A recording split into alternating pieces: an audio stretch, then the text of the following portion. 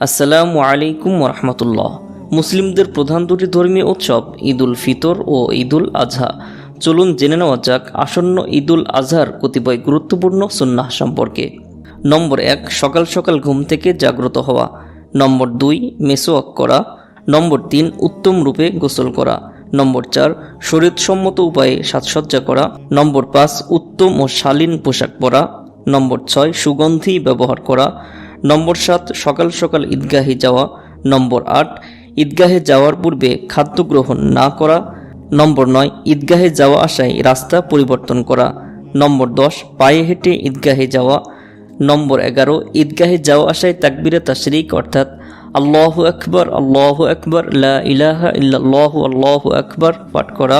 নম্বর 12, সালাতুল ঈদ ঈদগাহে আদায় করা, প্রয়োজনে মসজিদে আদায় করা। নম্বর 13, ঈদের সালাতের আগে কিংবা পরে কোনো নফল সালাত আদায় না করা। মসজিদে ঈদের সালাত হলে 2 রাকাত তাহিয়াতুল মসজিদ আদায় করা। নম্বর 14, ঈদের সালাত শেষে অহেতুক বিলম্ব না করে পশু জবাই করা। নম্বর 15, কুরবানির পশু নিজ হাতে জবাই করা, প্রয়োজনে অন্যকে দিয়ে জবাই করানো। নম্বর 16, কুরবানির মাংস দিয়ে দিনের প্রথম খাদ্য শুরু করা। নম্বর 17, পারস্পরিক ঈদের শুভেচ্ছা বিনিময় করা। সাহাবায়ে কেরাম তাকাব্বালাহু মিন্না ওয়া মিনকুম বলে ঈদের শুভেচ্ছা বিনিময় করতেন। মহান আল্লাহ তাআলা আমাদের সকলকে পবিত্র ঈদুল আজহার সুন্নাহগুলো যথাযথভাবে পালন করার তৌফিক দান করুন, আমিন।